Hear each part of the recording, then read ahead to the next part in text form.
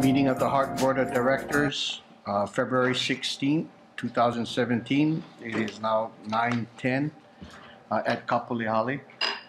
First order, public testimony on all agenda items. I have a John Bond. John?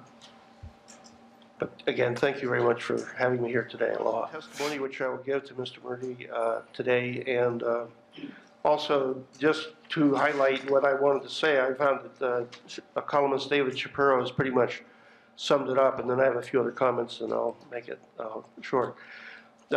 Shapiro said in one of his columns, the last cost-benefit analysis for rail was back when the project was $4.5 billion, $3 billion from a local excise surcharge, 1.5 from the feds. At this point now, the feds have about 15% contribution based on an estimated $10 billion range it's going to cost. Now, the PMOC report says that we're about 50% constructed. So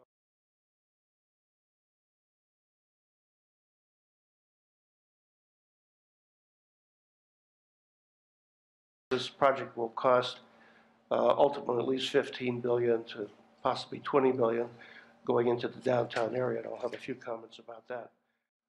The legislature, says Shapiro, should pause further rail bailouts until the city produces a credible bottom line cost for finishing to Ala Moana and an honest new cost-benefit analysis to prove its worth. And I think the board here should really be responsible to the taxpayers. This whole project is becoming like a military-industrial complex of just getting money to spend it. I think there's a fiduciary responsibility to making sure the public gets what they thought they were going to get years ago when they voted for this, 2008. I've been around here following this whole thing for years, so I know the whole scenario, how this panned out for years.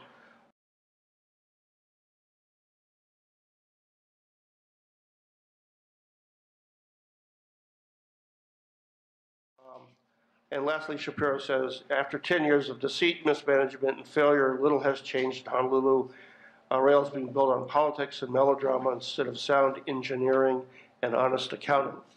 So with that, I'll just say that the PMOC says the revenue service date is at least 2025. That's at least 9 years away, and they seem to say that that's going to be the best case scenario would be more like 10, 12 years away. So why are we paying a forever tax? And I know this is not your kuleana. There should be accountability for why we need money to do things, not just throwing it away forever. The FDA needs to come to Honolulu and explain exactly what they want, because it seems to be a very mixed message from what's said here and what they're saying there.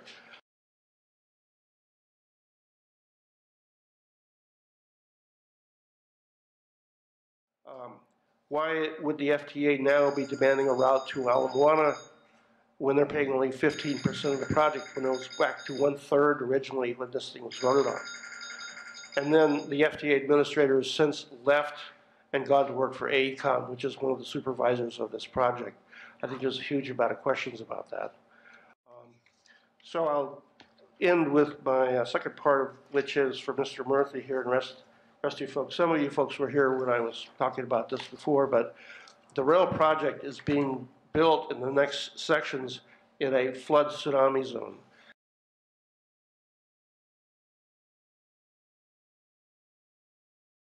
And all the major experts, if you believe anything that the federal scientists say, are predicting major tsunami earthquakes from numerous sources in California, Alaska, and we haven't been hit in a long time. And if you're in Kama'aina, you would know this.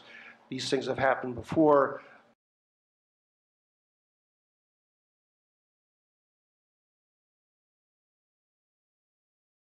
There was an original route that was voted on back when people thought what they were getting, and the route was Alternative 4A, and it went down Farrington Highway into Kapolei here, bypassing the Ho'opili farmland, which is a different issue, but federal forms were falsified to do that. But it could have gone into Kapolei, and it could have gone a route that would have been safe and outside of a flood tsunami zone.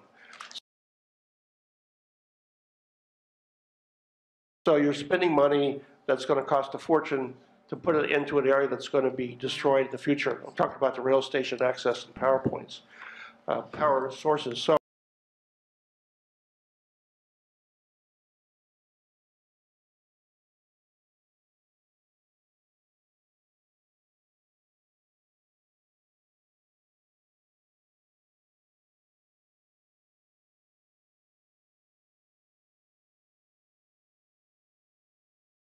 which is an ideal transit point. That's why it was, Aloha Stadium was built there in the 1970s, and I was there when they were building it. We have a chance to save this project, do it right, save the taxpayers money, and do what we were promised. So I'm going to give this to Mr. Bertha here. This is about the scientists' warnings for flood, tsunami, and it also does state that when they did the final EIS, they basically lied about the project not being in flood tsunami zones.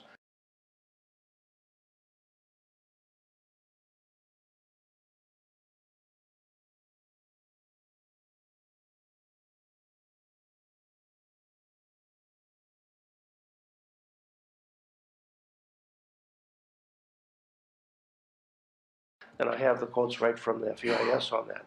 So that's a falsification right there, and there's a number of other ones. So I just hope that the board will take the responsibility of seeing that this project is done in the best interest of the public and not just become forever unsure what we're paying for a project just to spend money. So with that said, thank you very much for allowing me to testify, and I will give this to Mr. Murthy over here. Thank you. Anybody got questions? Yeah, I do have one Okay, question. go ahead. You know, I take to heart a lot of the, no pun intended, the suggestions by critics of the project and, you know, what possible solutions there might be to improve it. What creates a lot of consternation for me is any of those suggestions would require either a new EIS or at least a supplemental EIS, Yes. which would necessarily stop further construction on the project for probably years. And so, you know, faced with the rise in construction costs that we've dealt with in this project, which is largely the reason for it going over the earlier cost estimates, that in conjunction with the fact that the FTA would likely put us in breach of the full funding grant agreement and take back the $1.55 billion. I mean, how do we reconcile those practical realities with the suggestions, yours and others included? That's what troubles me, is how do we deal with that? Well, I'll start to answer by saying that the fact is the feds have not paid $1.5 billion because the city is 2 years behind on receiving funds, and I think the last amount they have received is either $500,000 or $600 million amount. So there's a lot of it that frankly has not been received. And why are we allowing FTA to tell us what to do for our project when they only have 15% interest, assuming they even gave 1.5?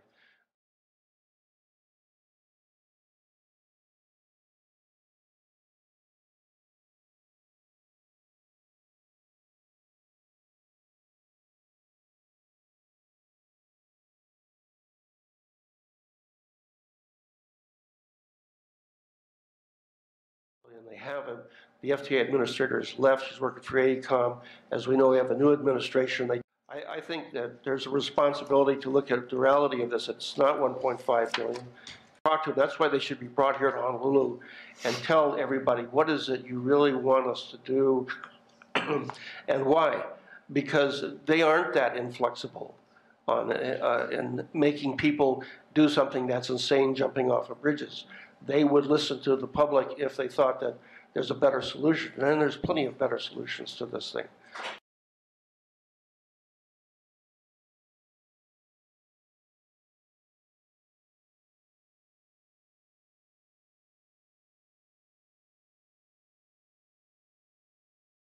Rail was done correctly we would be saving a lot of money and time.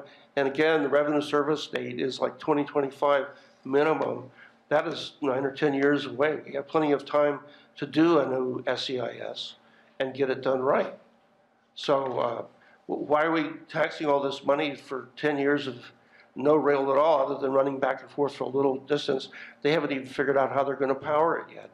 And they haven't even done all the power stations out here to run the thing. So there's tons of things that have not been done that could allow a new SEIS to be done and a new route to be configured. A new SEIS would take about a year. So it's not a long-term thing to do.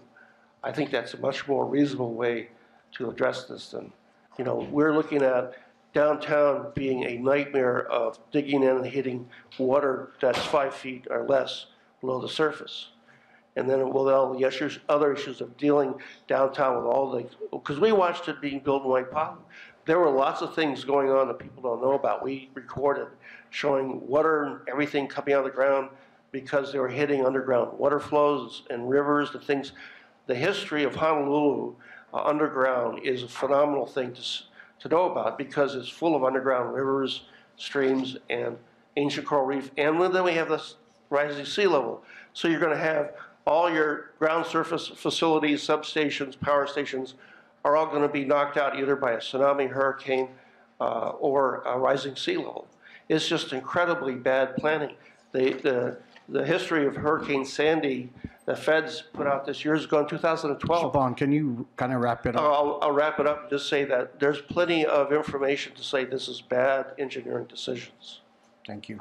And please look at doing the best fiduciary responsibility for our public and the engineering that should be done correctly, and frankly was done originally correctly, and then it was circumvented. So Thank you. Any more again, thanks for questions? your time, and I appreciate all of you listening to me. Thank you.